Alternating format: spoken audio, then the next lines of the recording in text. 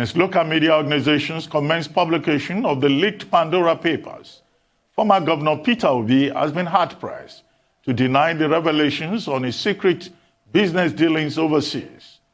Like similar document leaks before it, the PANDORA papers have helped to expose the concealed fortunes in offshore tax havens and, in some cases, money laundering by some of the most powerful people in the world.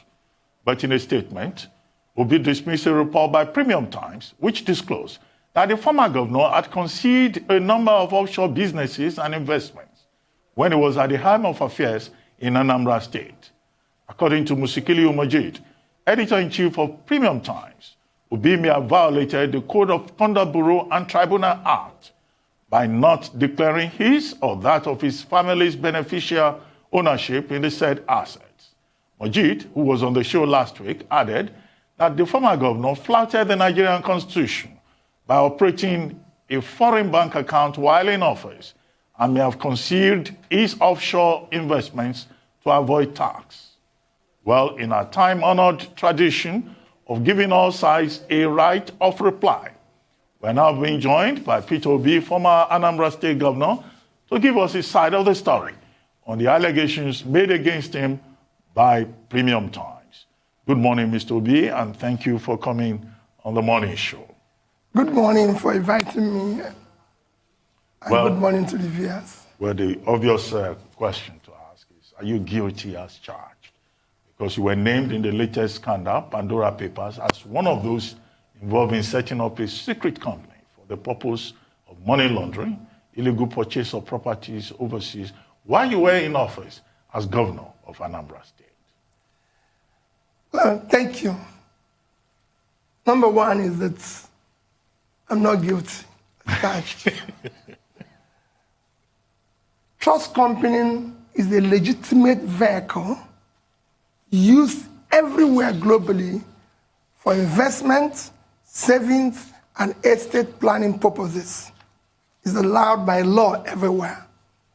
In my particular case and that of my family, it was done on very valuable advice of our then bankers, Lloyd's TSB. This is what they did to all their international clients who operated at the time I lived in the UK. They will help you to see that you formulate a trust company offshore, and that is what we did. This company was never used to launder money before, during, and after till date. So it wasn't used anytime I was in office for anything. Two, it was never used to buy property before I went into office, during the time I was in office, and after the time I was in office. It was strictly a trust company that savings and family planning that was strictly used to support our borrowings, which we even invested in this country. And they are facts, they're not things that you can, that's it. Right. So, well, according to confidential information, you have about $500 million squirreled away in the British Virgin Islands and in Switzerland. Can this amount be described as legitimate earnings? well, I wish, I don't think I would even be here if I had that type of money. But let me tell you, when people banding money or talk about money and size of money here, it's because we're not a productive country. People don't work for their money. So we find it difficult to understand value of money. And I'll take time to explain this to you. Globally today, the world population is 7,750,000,000, out of which only 37.5 million is worth $1 million. That is 0.05%. Only 3 million, which is 0.04%, is worth 10 million. And only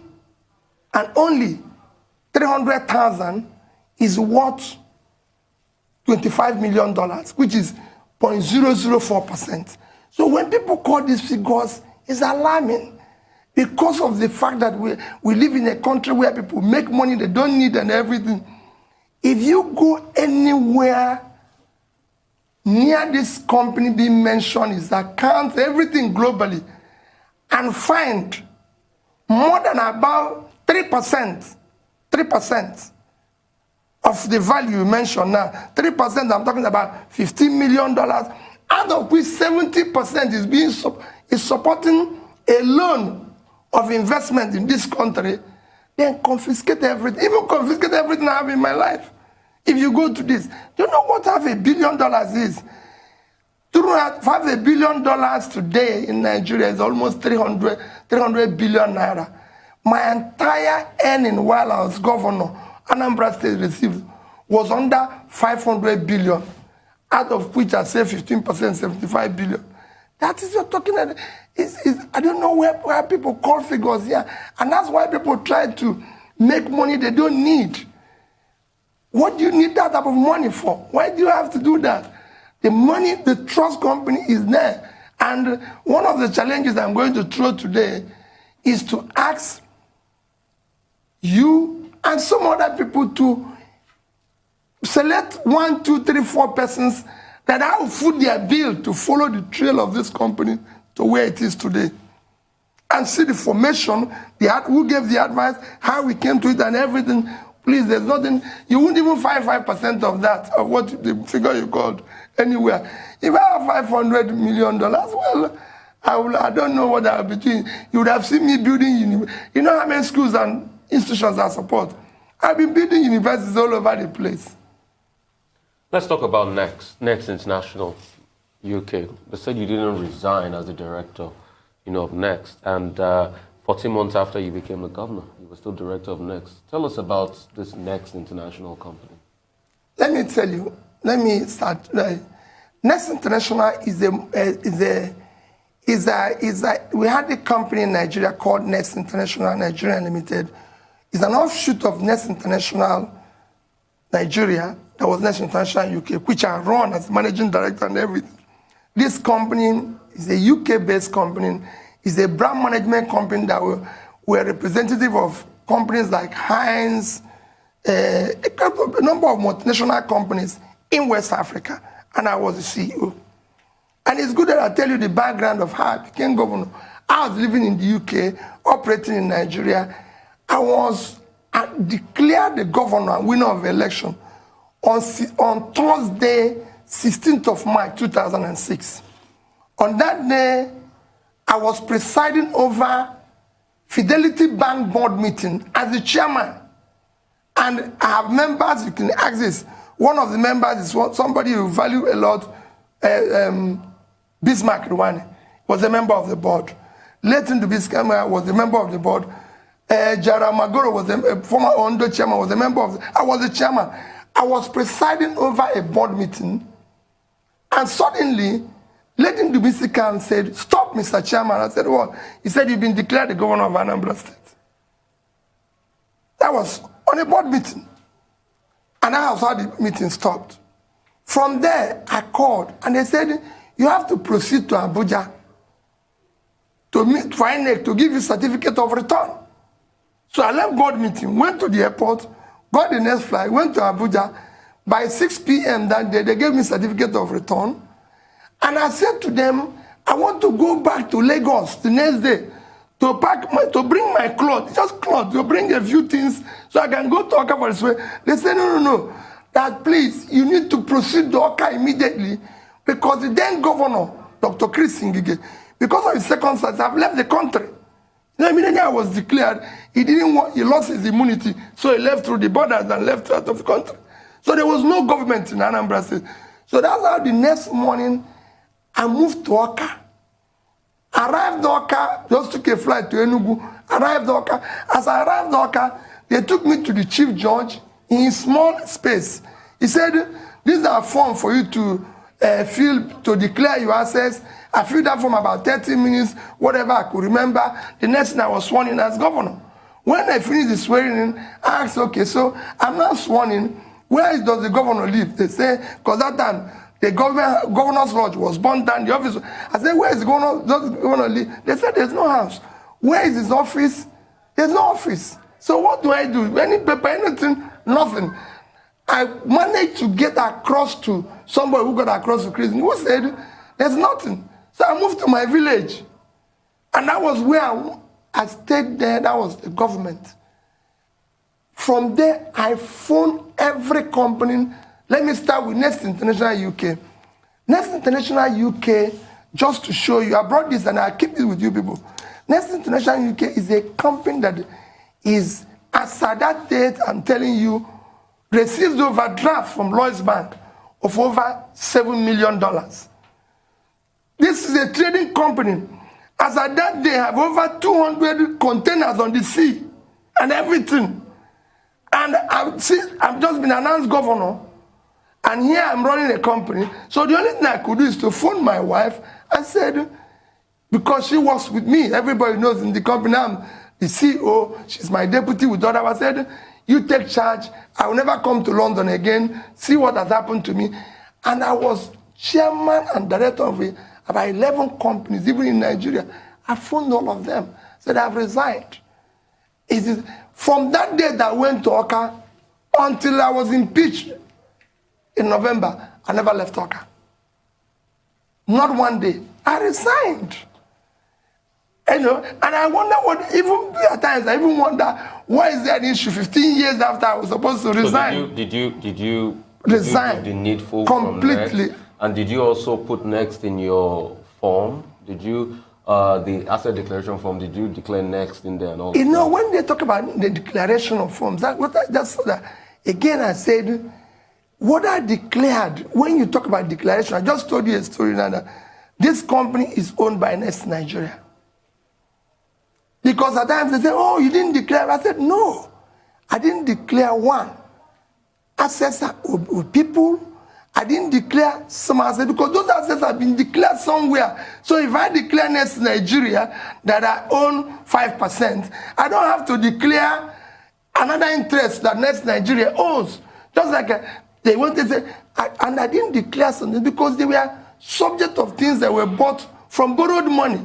If I come and if you borrow money from me and buy this suit, when they ask the owner, you have to put remark that you're owing somebody because it's not your suit. I can come to collect it tomorrow. So what I tell people is that I declare things that belong to Mr. Peter Obi. Not even Peter Obi and wife and children. No, because I can tell you, I don't know how other people operate. In my house, my wife will always remind me that this thing belongs to me. It's not your own, no. And my children will do it with emphasis. My daughter will even do it with emphasis. Daddy, we agree that this thing is this. So if you want to, let me tell you, when I said I want to go and do politics, it's not the first thing they will ask me. Daddy, I hope that what you're using to do use your politics is your own money. Don't bring us into it. We are not part of it. So I don't go and decide declaring things that does not belong to you. You declare things. The purpose of assets is to declare. And most of the assets that are declared have been declared somewhere. So you can't declare a company. For example, I own shares in a bank with my name. I declared it. I didn't declare the one, say, Next International owns, because I've already declared my interest in Next International. It will amount to double declaration. Well, except that, you know, someone would say in the assets declaration form, you're also required to state the assets, you know, that you jointly own, either with your spouse or, you know, that belong to your children. But the question has been that when you set up a trust or a company overseas, do you agree with those who have been alleging that this is strictly for the purpose of tax evasion, to avoid tax due to the Nigerian government? Ruben, I can tell you, I'm a faithful citizen of anywhere I've passed through. I cannot evade tax. It will never happen. Every investment I've done globally is legitimate and pays tax. I just shown a paper and said I live here. If you're a black man in London, you're a suspect. If you're a Nigerian, you're a double suspect. For me to live in the UK, where my bank can write here and say his account has been conducted in an impeccable manner and gives me over $7 million overdraft. Ruben, that's all. I pay my taxes. If I earn anything in the UK, I pay the UK government their tax. I own a property in London. I pay tax. I cannot come and pay property tax in Nigeria for a property I own in the UK. Money I earn here, I pay tax. Don't forget that I was subject to probe of tax about 2 years ago in Anambra State. And I showed evidence that in the past 20 years, I've consistently paid my tax and I've never paid less than 50 million naira annually. So I pay my tax. There's no issue. It's because maybe, like they expected when they're talking about $500 million, and they think it's about tax. No, the tax are duly paid for investment incomes as expected. Nobody, I cannot evade tax. So what about the specific allegation? You've talked about your resignation from Next International. You've talked about your assets declaration. But the specific allegation that you broke the law, that you flouted the provisions of the Code of Conduct Bureau and Tribunal Act, and flouted the Constitution by having foreign accounts. No, Can you address that? I didn't. I never did. I didn't break the law. Simple. Everything I did was within the line, and I've told you also the circumstances in which I became governor. You know, everything I did was within the law, and I've told you the circumstances in which I became governor as well. Notwithstanding, even that there was never a time anybody said to me, Peter, come. The reason why you see election, when you have election, it takes 3 months for swearing in, is to be able to have orientation. Notwithstanding that I never had any orientation, nobody said to me, you have to do this, you have to do this. But by my own commitment to do the right things, I tried to stay within the law. And I can tell you, I was within the law. What you're seeing now is the situation where, we've looked for everything. If we can't find anything against this man, since he's been, since he's going about preaching about saving, preaching about this, let's just throw anything on him. What I was preaching about saving is what I did. I'm always happy when I see Ruben here, because Ruben was part of a government that I participated. The very first day I became governor, the first thing I discussed in my ESCO with my executives is that we must save money. They came up and said, why? I said, listen, as a father, I save money for my children. And they know. So I must save money for the children of Anambra State. Even when I was impeached, go and read my impeachment notice. One of the third point of why I was impeached is saving money without authority of the House. I came back from that impeachment. I said, we must continue saving. As long as I'm here, whenever we receive our FAC allocation, the first thing we do is remove money for pension, remove money for gratuity, remove saving, pay salary, then the rest we can work with. If you don't do it, I'm not part of it. And this you can see everywhere. If you go to Ngozi Wala's book, which you can see, page 61, he showed it there that all the governors, all of us were in a meeting, refused when he was talking about saving. And he said that only Peter Obi, who argued for saving, was shouted down by his colleagues. It was only Lily Moke that supported me. If you call Sheguna Aganga, when he was doing sovereign wealth fund, he would tell you, he's in his own notes, that only Peter Obi who supported sovereign wealth fund to be set up and savings. If I have opportunity of being part of Nigeria at the helm, the first law I will take, the first executive bill I will take to the House is that Nigeria must save money. We must have at least 5 to 10% of our resources from oil, from mineral resources, from natural resources, saved for future generation. Because the expiring assets, every country is doing savings. That's why we have a problem because we don't save. You must save money. You must bequeath your children a better place than you found it. And that includes saving for them. I save for my family, and they know. Okay. So just confirm for me again, as way of housekeeping, the $500 million is a phantom amount. No, I said and if you have 1/3 of that, like you said. No, I didn't say 1/3. I said if you go there and find more than 3%, which about 3%, which is about $15 million. Okay. Okay. There's money you bequeath people, you cost them. Okay. You know, you bequeath them what is manageable and everything, so they can start their life. Okay, so $15 million I said is the number. If you have something, if you see anything more than that, confiscate what I have overseas and locally here. Okay, so $15 million. But you always question, you know, President Muhammadu Buhari's borrowing. And he said in this last budget statement that we pretty much spent our way out of a recession. What can you say about that? Well, you know, when people said, former minister said that they spend their way out of recession. The first thing you do when you have a recession is very simple. You have to cut your costs.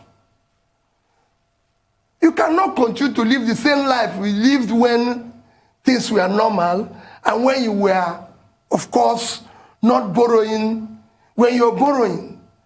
When I'm talking about borrow, okay, you spent your way out of recession. What did you achieve? Before recession, a bag of rice, for example, is about 12,000 naira. We went into recession, and we are not out of recession, it's 30. Leave all this economics, let's deal with the reality of the ground. Things have changed. So when you say we have come out of recession, what are we? What I said is that if you must borrow when you're in recession to come out, you have to throw the money to critical areas that not just pull you out of recession, but can grow your economy and make it work. The borrowing was thrown away. Can they tell us how it was spent and come out of recession?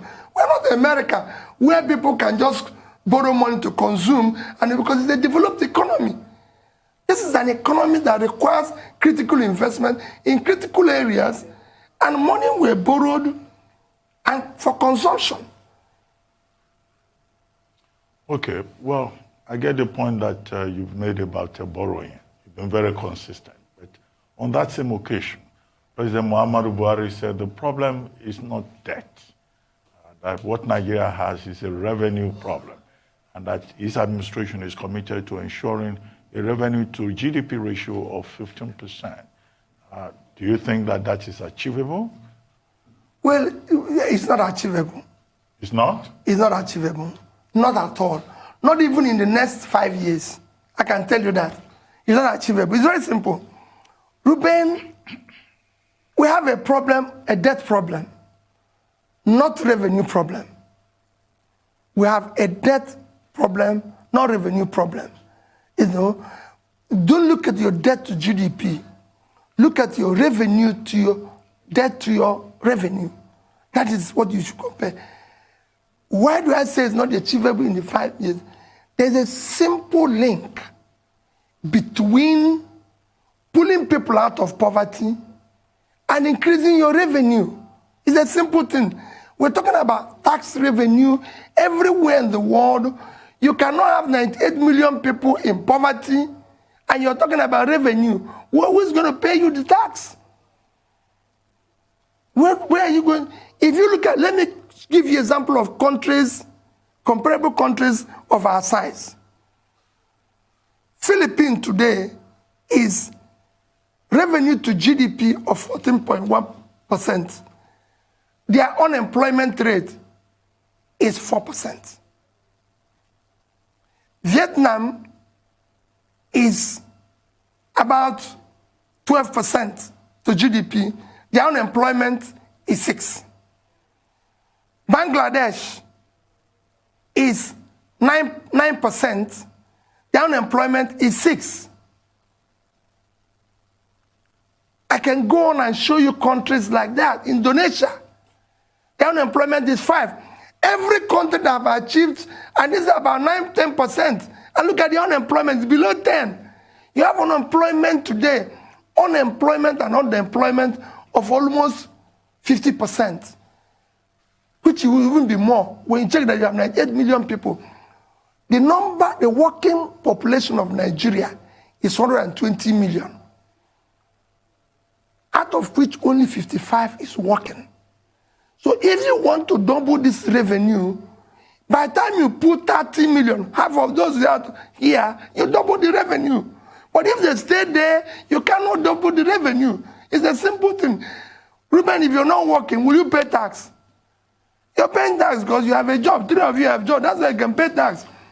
In my own village, I can tell you, my village, 70% of people don't pay tax. They actually live off begging. So how would they pay tax? So it's simple.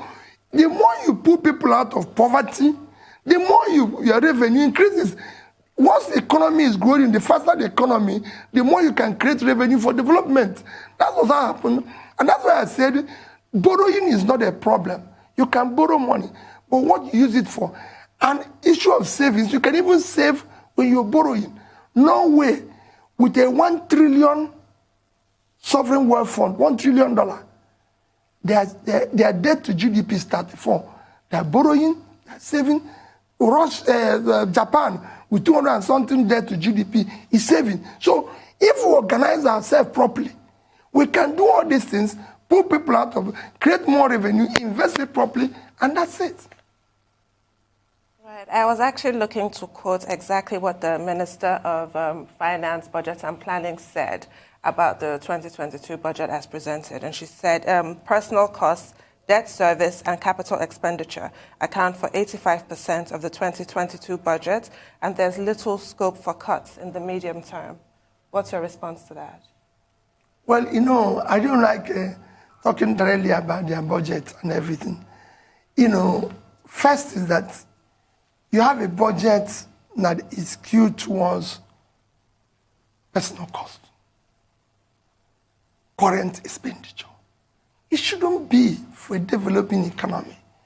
You know, and then you talk about borrowing.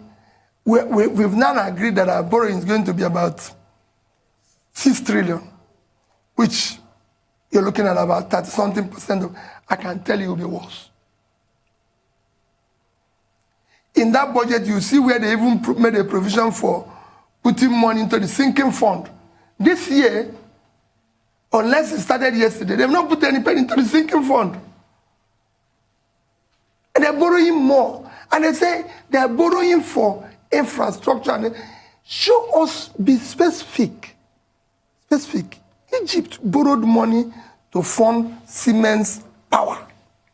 Specific. So we know this money we're borrowing, we're going to give it Siemens because we want them to generate ABC and this. So we know what, or we are giving to those who are generating power so that if we give it to them, they will do this, they will do this. But don't make it look as if what is talking, I don't know, you know, the Minister of Government. That's all I can say. I just know that things are not the right way. But they're also saying GDP numbers will increase. Any possibility of that based on the fact that when you look at the parameters around? And I also want to ask you about the benchmarks, you know, for this budget. What's your take on the benchmark? The benchmark is reasonable. But what I wanted to say about benchmark is where Nigeria will sign and said, anytime we are above our benchmark, anything we earn goes to sovereign wealth fund.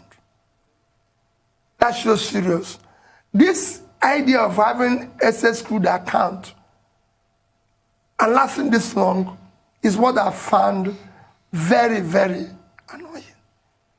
Why can't we have a law that said we must save this amount? Whatever we earn from oil, this amount, this is an asset that is depreciating and diminishing. And one day it will end. Why don't we just have an amount that we throw into, even if it, and have our sinking fund protected, because this is how we're going to pay this loan. So if you say to me, like the GDP is going to, this GDP thing is there, you can make anything of it. I will know that the GDP is growing. The president promised to pull 100 million in 10 years out of poverty. That's 10 million a year. They haven't done, in the past 6 years, they've thrown more people into poverty.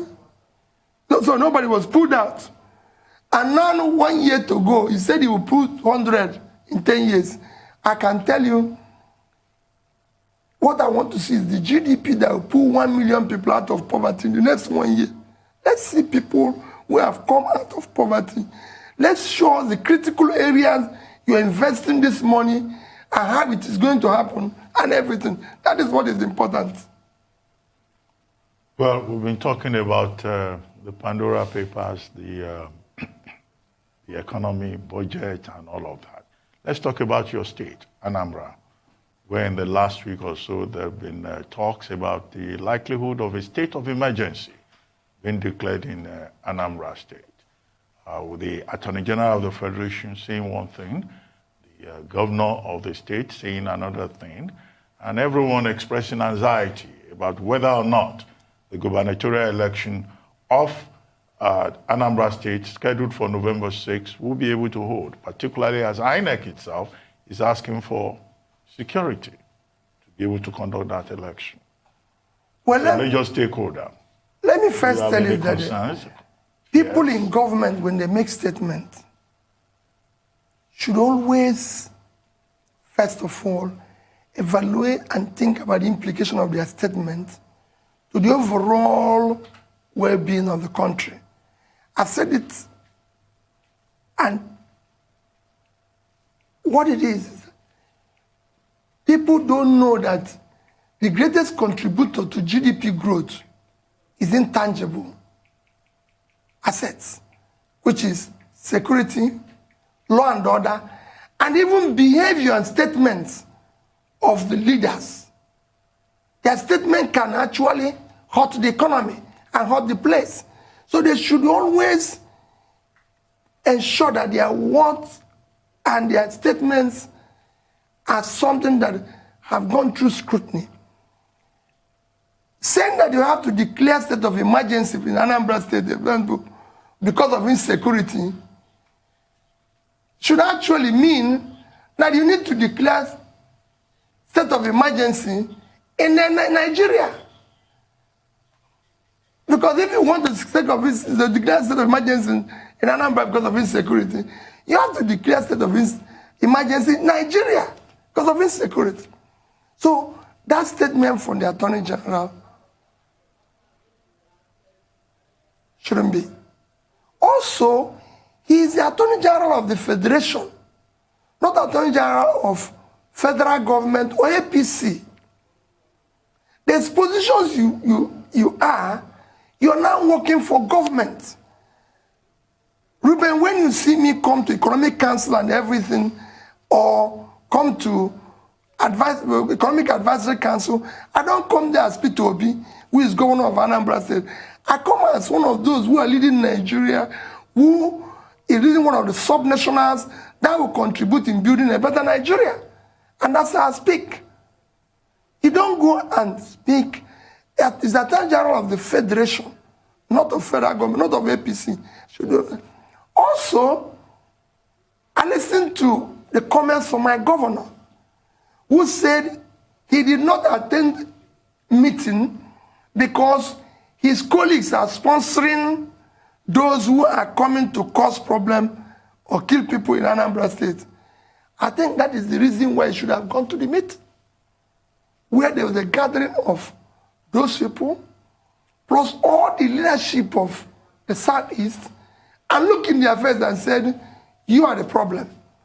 All these things that people will come and grandstand in TV should stop. And I listened to an insensitive statement from him saying that just because 15 people died, that's 15 people includes 2 professors of medicine. No. I went to collect Chika Akunyele's calls from the police. And there I saw 3 headless people. We have a country. We should be sensitive to 1 person dying as we are to 20. I said every day, when people ask me about 2023, I said, people are dying in the north every day. Every day I get up, Ruben, I pray for this country and say, God, whatever offense, forgive us. What is happening in the north should be of worry to me as it is to anybody, even when I'm not from there. So, federal government should not talk about state of emergency. Failure of security in Anambra State is their failure because they are in charge of security. Unless they are saying they are going to declare state of emergency on the country. And everybody knows that. They have to work. All we are asking in Anambra is let's have a free and fair election. That's all. One person will be governor. I was governor. I was elected twice there. I was the only first person. I never one day, in fact, I didn't know that Anambra would ever get at this stage. Nobody saw that coming, but as we only have a few minutes left, what are your thoughts on the same topic on November 6th, the election? And, you know, there's a lot of opinions flying around. Will the elections hold? Will they not hold? Where do you stand on this issue? For me, the elections must hold. There's no reason why the elections won't be. You know, yes, there's issues of problems of insecurity, which is now being addressed and under control. If the government wants it to happen, they can put it under control and be able to. And I've already called collectively. That's why I said that my governor would have attended that meeting and resolved it with his own colleagues in the south. You don't start, instead of start dividing it, let us go there and say, this people is coming your own. Listen, when I was governor, I had a notorious criminal coming from Enugu to operate in Anambra State. I had a notorious criminal coming from Abia to operate in Anambra State. One from Enugu, they call it Gwekelo. This one, they call it Osikanko from Omaya. Because we were working together, I was able to tell we and the new governor agreed. We know the days this man calls for operation with his gang. And we decided on that day, once he entered Anambra State, they blocked Enugu. I blocked this place. And police, as they were chasing him, he had to abandon his cars and everything. I wanted to swim across the stream. And he was caught. And that was the end of him. Same thing happened with the one from Umaya. The one from Umaya kidnapped this innocent motor. He kidnapped the people that came to work for innocent. We followed him to Umaya with cooperation of the government of Abia State. That was the end of it. Even an Anambra person who lived in Umaya, who was operating in Anambra, he would come and operate and go back to Umaya, called Ofaku. It was so you go and sit down with your colleagues, look in their face and say, hey, I have a problem. This thing is coming from your state. Then we can. This is how. Then they resolve it. The election should go on. Let them use it even as an experiment to do free and fair election by even transmitting the result electronically. It is all this rigging that is causing problems. If you ask our people to come out, they vote for the person they want, and that's it. Okay. Okay. Oh, okay. Go ahead. Let's talk about the PDP matters now.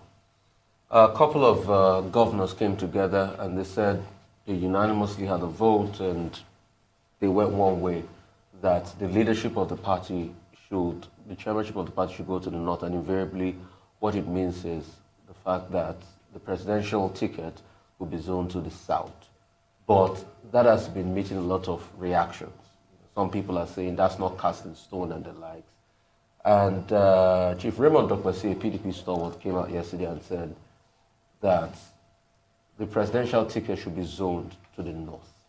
What's your reaction to statements like that?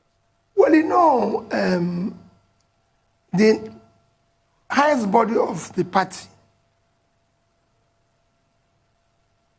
the National Executive Council, have decided from my own, I didn't attend personally, but from what I heard and from what I got as the feedback, that they decided the chairmanship should go to the north, and that the presidential ticket should be open to everybody. And that is their position. And that is the position of the party. Everybody has to obey it. I'm an obedient party person. Whatever the party decides, we will. So my commitment is that If they say it's by zoning, please, any zone where it is zoned, let's go and find competent person. There must be so. Every zone in this country have competent person that can do the work.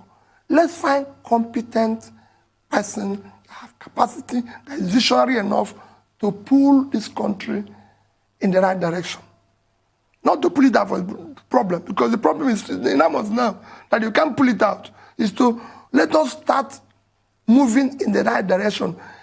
Where we're going now, our compass now is pointing we're moving in the wrong direction. Not that anybody, it's not this government, it's not anybody, it's that we have done the wrong things over the years. So we need to see people who are committed to pulling this country in the right direction, who understands that now we don't have money, we don't have to be doing all sorts of things, we need to cut our costs, we need to do this and everything. Competent person is critical, it is important. If they say it's open, again, let all those who say, or who say they want to be president, come out so we can actually start evaluating them. What you see now is that everybody is keeping quiet. I can tell you one of the most, something somebody told me years back, that is, not even years back, about a year ago. He said to me, Peter, let me tell you, in this country, they usually don't allow somebody who comes out and talk to be anything, because you can be talking. And he gave me an example. That this man was talking too much. They brought this man. This man was talking too much. Brought this man. And I said, that's the problem. Because we never heard from this man. He just comes from the blues. We left Reuben, whom we know where he stands. And all of a sudden, we go and take Reuben's brother, John and Betty, we never heard from. And he comes and starts at that stage. He didn't promise you anything. He didn't say anything. Because we're avoiding Reuben, whom we know he stands. And people say, oh, Peter, your problem in Anambra State is that people suffered when you were there. That's why everybody is scared that if you get to anywhere, nobody will eat anything. I said, what do you mean? Weren't people being paid salary? Weren't people eating and everything? I said, people were eating. Those who suffered, or those who wanted to take public money for free, we didn't have money to offer anybody for free. That's why we saved. He said, oh, but the one you saved, I said, I saved it because it belonged to the people of Anambra State. Since you know how to save, what about you? Why are you not putting your hat in the ring for this presidential election? No, well, let's see. Since you can run a company that, like you said, good overdraft, you run it successfully, and you always say Nigeria needs a business leader to be able to put things together and someone that understands. Why is it not time for you to... Well, we're waiting to see what the party decides. Okay, so you'll be running once the party decides. When they decide, it is when they decide, and we make up our mind and say, we're going to go this direction or this direction. You don't go before the party. I'm a party man. I want to see what the party wants to do. But for me, I will never be part. I said, 2023 is critical. This country is collapsing. Economically. All these things we are saying, all these are problems, you see. It's an economic problem. If you start pulling people out of poverty, you start reducing all this criminality that you're seeing today. It's happened everywhere, from Brazil to Philippines to Bangladesh to Indonesia. The more they pull people out of poverty to Vietnam, and you see it growing. You can't throw people into poverty and think you can go home and sleep. It's simple. Well, Mr. B, it appears as if this conversation is generating a lot of interest out there. People have been sending in observations and questions. Now, this person says, look, we shouldn't close the Pandora's box yet. So maybe we'll go back to the Pandora Papers and reopen it.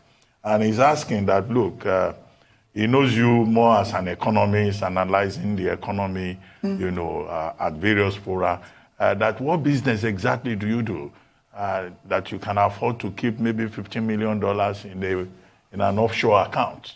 Well, I know what you do, but you never know. He asked a good question. I tell the person, let me tell you, Reuben, when I came here, I brought a few things that ordinary is personal to me.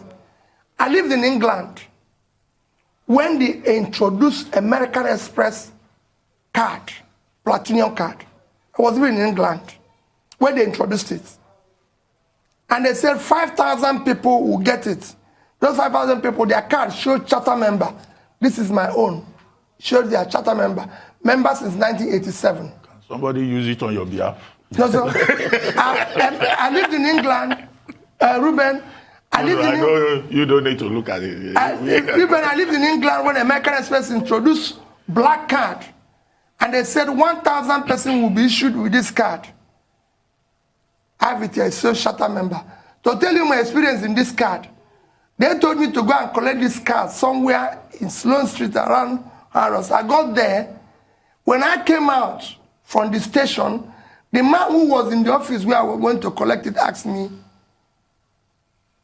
"Who are you?" And I introduced myself. He said, "How did you come?" I said, "I came from Knightsbridge underground." He said, "We're underground?" I said, "Yes." "Who are you?" I called my name. He said, "We don't have any name or card like that here." So I left to go back to the station because what I use in England, everybody knows is underground. I was going back to the station when my bank manager called me and said, "Peter, go back there. I think they found the card." What shocked me is, how can this man come from underground to collect this card that everybody have come to collect Rolls Royce on this one? Ruben had a viable business. If anything, politics, I'm not regretting. Because everywhere I found myself is grace of God. That's why when I went into the same politics, when people say this person is doing this, I say, "Listen, I came here by grace of God. I won't abuse it.